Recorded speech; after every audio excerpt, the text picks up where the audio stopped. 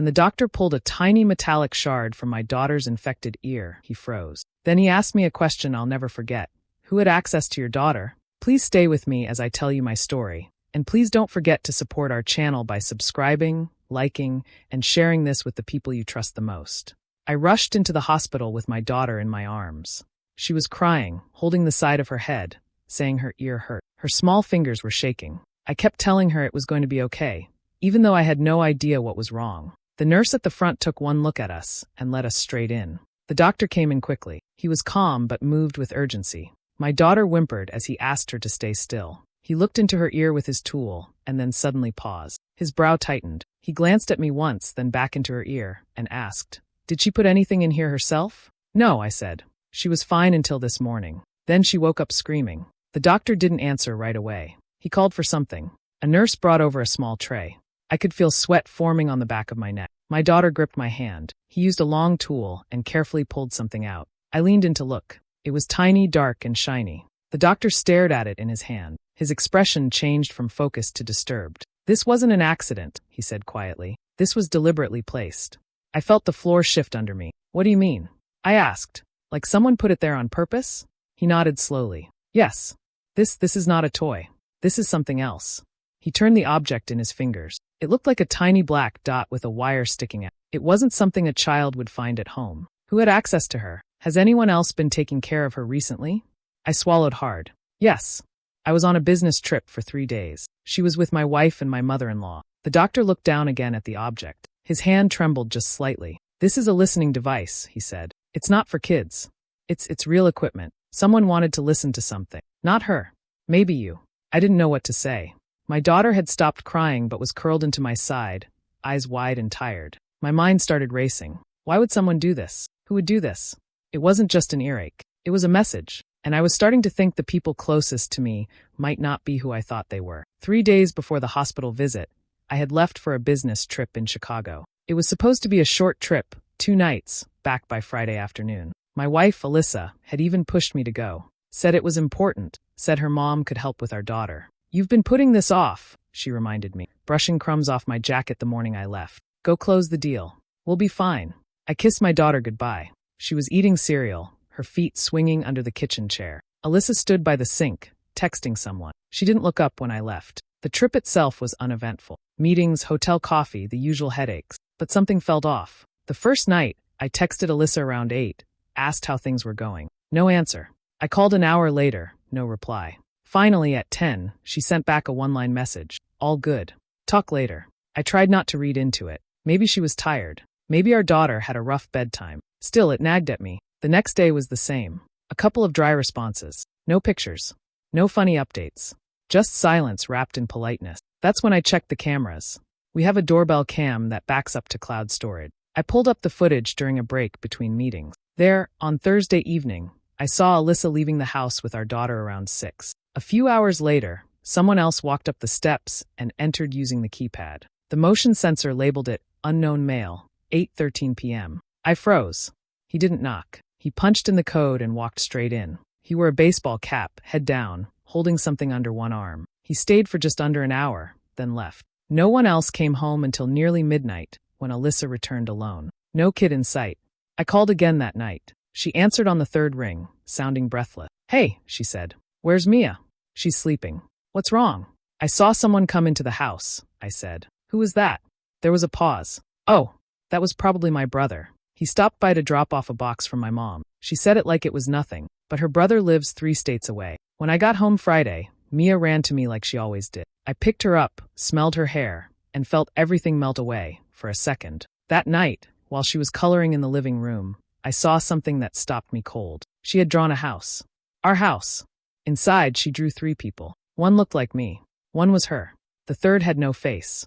Just a camera drawn over one eye, with a little red dot. The figure stood near the couch, holding a square in his hand. I asked her who it was. She looked up and said, "That's the man who watched TV without the sound." That was the moment something broke in me. I didn't know what was happening, but I knew one thing for sure. Someone had been inside my home, and my wife knew about it. I went back to the hospital the next morning. I hadn't slept. The little black object the doctor pulled out of Mia's ear sat inside a plastic bag in my jacket pocket, weighing more than it should have. My daughter was with my neighbor, a kind woman I barely knew, but trusted more than my own wife at that point. The same doctor met me, but this time he wasn't alone. He introduced me to a specialist, an older man with wire-rimmed glasses and a serious face. They led me into a private consultation room. No patients, no nurses, just closed doors. The specialist asked if I had touched the object. I told him no. He slipped on gloves and opened the bag. He took out the tiny piece like it was something fragile and toxic all at once. He set it down on a tray and examined it with a magnifying lens. His face tightened, then twisted with disbelief. "This is not a toy," he said without looking up. "It's a directional audio transmitter. One way. No speaker. No beeping. Pure listening. Like a baby monitor?" He shook his head. "Not even close. Baby monitors are cheap. This is military adjacent. A custom job. Built small on purpose. There's a microcoil antenna embedded in the shell. And that black coating? That's noise-dampening polymer. This is not sold online. You'd need serious access to get one of these." I stared at it. It looked like a tiny black pill with a thread poking out of it. Nothing about it screamed danger, but everything in my body did. He looked at me, voice low. This wasn't dropped or swallowed. This was placed with care. Deliberately. Who would do that to a child? I asked, but I already knew the answer I didn't want to hear. The doctor spoke now. This isn't just child endangerment. This is surveillance. Someone's not watching her. They're watching you. Through her. That sentence settled deep in my chest like concrete. He leaned forward, his eyes sharp. "You need to be careful. Whoever did this, they're not stupid. They're calculating. Quiet. They knew how to hide this without alerting anyone, including you." I nodded slowly, my mind spinning. "Should I call the police?" I asked. The doctor hesitated. "You could. But if the person who planted that has enough resources to get it in the first place, they might also know how to make the case disappear. And if they think you're onto them, they could escalate." I left the hospital with a copy of the report and the device, sealed up in a new evidence bag. I didn't go home. I didn't call anyone. I sat in my car and opened my phone. I searched everything I could about Alyssa. Her job history, her school records, her old social media accounts. Things I'd never thought to look at before. That's when I found something strange. Her LinkedIn page listed her as a freelance marketing consultant. But there was no work history, no endorsements, no contacts. It looked freshly made, like a front. I searched deeper. A reverse image search of her profile picture turned up something I wasn't ready for. An old article from 6 years ago. She had a different last name. She was quoted as a tech security assistant for a private firm specializing in confidential data recovery. No mention of marketing. The firm didn't even exist anymore. I clicked on a cached version of their site. It was vague. Lots of corporate speak. But one thing stood out. We help clients retrieve sensitive data from internal threats. Internal threats. People like me. My stomach dropped. Everything from the last few days began to rearrange itself. Her pushing me to go on that trip. The unexplained silence. The man in our home. The drawing. The thing in my daughter's ear. She didn't marry me by accident. She had a reason. A timeline. A plan. And I had just stepped into it blind. I used to think Alyssa was just private. That's how she always explained it. "I'm not nosy like you," she'd joke when I asked why she never wanted to visit my office, why she never cared about my work. I run a small but growing software company. Not flashy, but important enough to be noticed.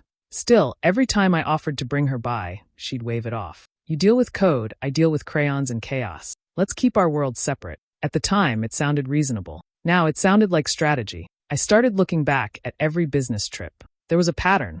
Whenever I left town, her phone habits changed. She'd stop picking up after 8 p.m., only text in short sentences, never initiate a call. I had chalked it up to her being busy with our daughter. But she wasn't too busy to post on her book club group or like pictures of coffee on Instagram. I remembered one trip in particular, a conference in Austin last year. I had called her 5 times across 2 days. She only picked up once.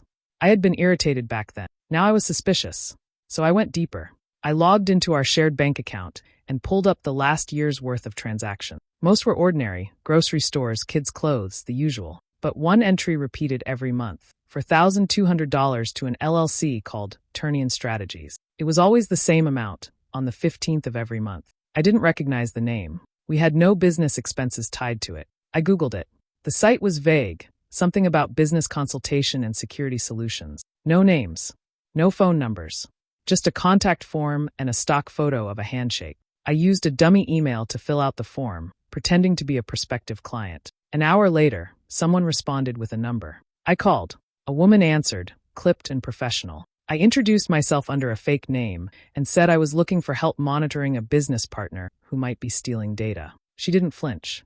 In fact, she said they had lots of experience in that exact area. I kept her talking long enough to catch a name, Claridge. That was all I needed. I searched public records and domain data. Turnian Strategies was registered to a holding company owned by someone named Kevin Claridge, a former intelligence contractor. A little more digging, and I found leaked internal notes from a lawsuit years ago, notes that listed past clients and cases. I scanned the file until I found something that froze my blood. My name, my full name, listed as a Tier 2 surveillance target domestic. No date, no context, just that line. I wasn't the client. I was the project. I sat back in my chair, staring at the screen. My chest was tight. I had no idea how long I'd been holding my breath. Who hired them? Was it Alyssa? Or her mother? Or both? I thought about the way her mom always watched me during holidays, never really smiling, never saying much. I thought about the way Alyssa had moved in so fast when we first met. Like she was already certain. Like she had a timeline. Now every memory felt staged. The wife I kissed goodnight. The woman I trusted with my daughter. She wasn't protecting me. She was observing me. And I had no idea how much of my life was even real anymore. That night, after Mia had gone to sleep, I sat at the dining table with her sketchbook. It had become a habit lately, flipping through her pages, trying to spot anything out of place.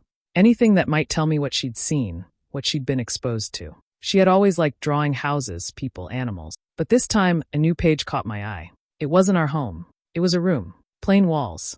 A flat-screen TV mounted above a small desk. A bed with 2 pillows. A little coffee machine drawn on a counter near a window. It wasn't anything special, unless you travel for work as much as I do.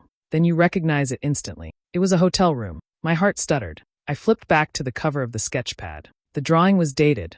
Mia always liked writing numbers in the corner. It matched the week I had been in Atlanta 4 months ago for a product pitch.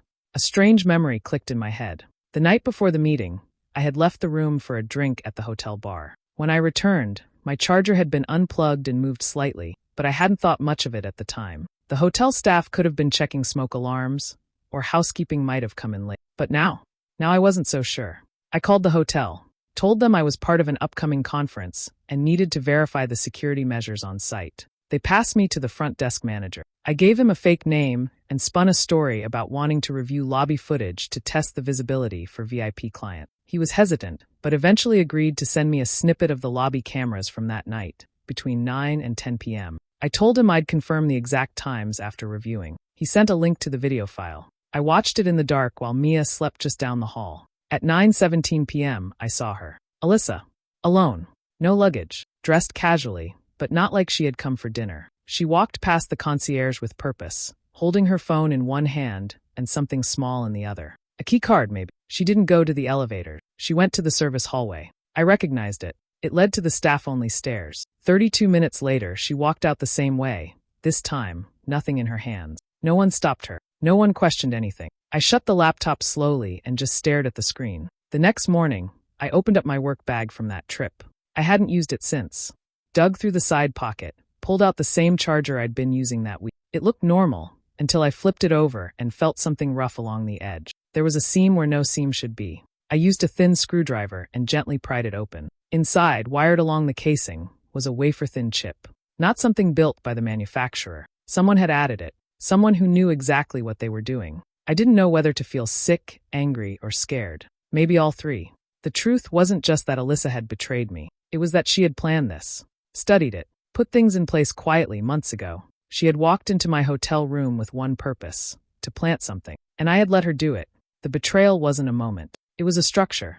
Designed. Built slowly. Hidden in routine. And now I was living inside it. I cooked dinner that night like it was any other Thursday. Roasted chicken, mashed potatoes, green beans. Mia helped me set the table, humming as she placed forks with perfect 6-year-old precision. Alyssa arrived right on time, her mother 10 minutes later, both smiling like nothing was wrong. I smiled too.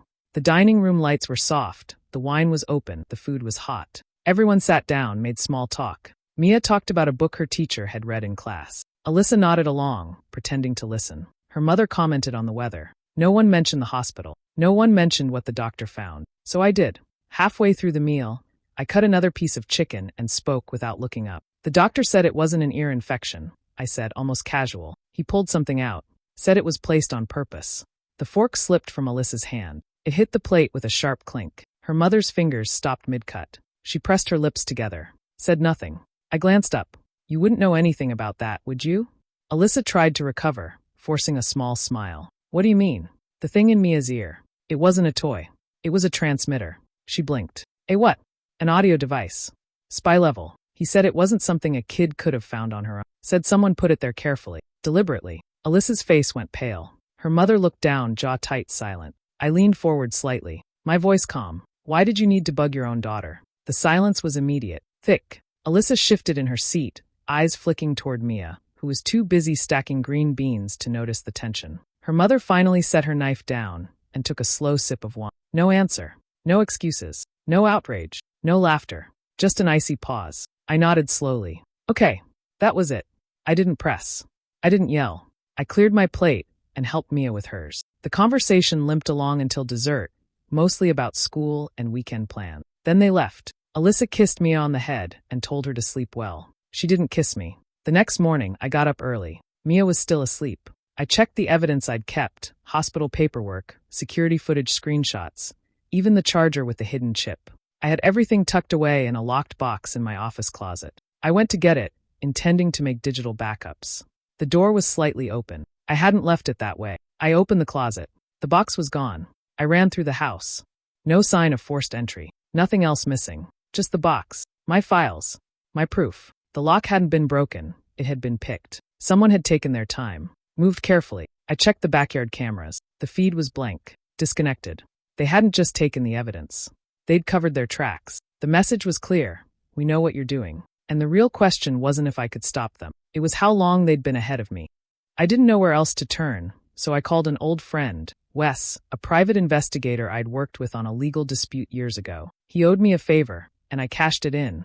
I told him everything. Not in full detail at first, just enough to light the fire. I said I needed background on my wife, her work history, prior addresses, any red flags. He asked one question. You think she's dangerous?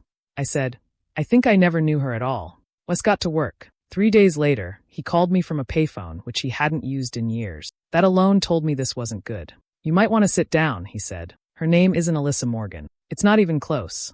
Her legal name, at least the one attached to older records, was Lena Karras. She'd changed it legally 6 years ago in a different state. No criminal charges, but a suspicious paper trail. Name changes, out-of-state addresses, jobs that disappeared off the record. Wes went deeper. He found that she had once worked for a boutique security consultancy in D.C. that closed down in 2019. Their real business wasn't consulting. It was corporate espionage, under-the-table intelligence gathering for high-paying clients. Their specialty? Tech startups. Just like mine. She didn't just marry me. She was assigned to me. Wes said, I don't know who paid her. I can't trace the client. But she didn't end up in your life by coincidence.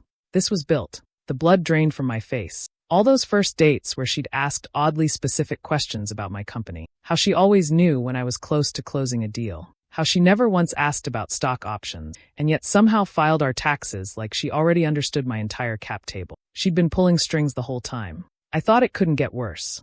Then Wes said, she's gearing up to file for divorce. I asked how he knew. She's already met with a family lawyer. The same one who handled a custody battle last year for a politician's wife. Aggressive style. And she's claiming mental instability and emotional neglect. Says you're an unfit father. That you've been erratic, obsessive, paranoid. I went numb. The picture was clear now. The device in Mia's ear wasn't just surveillance. It was ammunition. They wanted to paint me as unstable, irrational, unsafe around my own daughter. And it was working. They'd already stolen the hard evidence. The only things I had left were screenshots, copies. Nothing solid. Nothing a court would take over a polished lawyer and a woman with no apparent criminal history. Wes told me not to confront her. Not yet. Play it smart, he said. You've already lost control of the board. Now it's about watching their moves. Let her think she's still winning. I hung up and sat there in the dark, staring at the marriage photo on the shelf. Her smile looked real. So did mine. But the truth was simple. I hadn't married a woman. I had married a weapon. I stopped reacting. That was the hardest part. Every instinct in me wanted to scream, to confront her, to tear everything apart. But I didn't.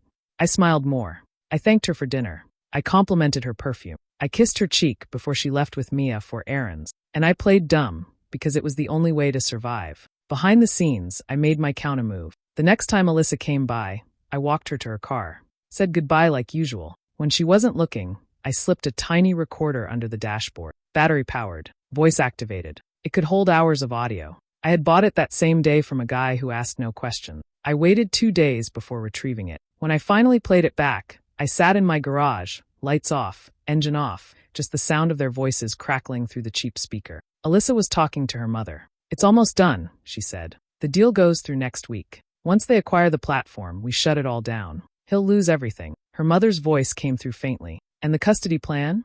"Same strategy," Alyssa said. "Once we show he's unstable, it's over. He won't be allowed near her without supervision." I froze. This wasn't about money anymore. It was about erasing me. They had planned the downfall of my company and a legal case to rip away my daughter in the same breath. I was a threat. Not to them, maybe, but to the secrets I was starting to uncover. And they were moving fast. I hired a lawyer that night. A quiet one. Not someone local, but someone who specialized in digital evidence, defamation, and tech asset protection. I gave him everything: the surveillance footage, the hospital reports, the banking records, and now the audio. We started building a case. No formal charges yet, but enough to stall her. Enough to scare her if she tried anything fast. We worked in secret.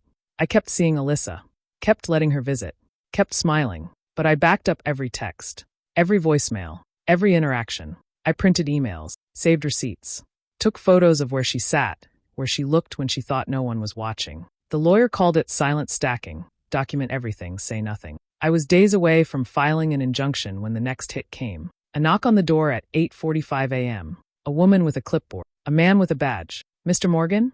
We're with Child Protective Services. We received an anonymous tip regarding unsafe living conditions for your daughter. We'll need to come inside." I didn't say a word. I stepped aside and let them in. They were polite but thorough. Inspected the fridge, her bedroom, even asked to see our medicine cabinet. Mia had just left for school with a friend, thank God. If she'd been home, I'm not sure I could have kept my hands from shaking. They asked about my work, my hours, whether I had help, whether I'd been under stress lately. I knew the game now. Every question was a trap. After 20 minutes, they left. Said they'd follow up soon. I stood in the doorway long after they were gone, staring at the sidewalk. I had underestimated how far Alyssa would go. She wasn't just trying to beat me. She was trying to erase me. The CPS visit had shaken me, but I didn't show it.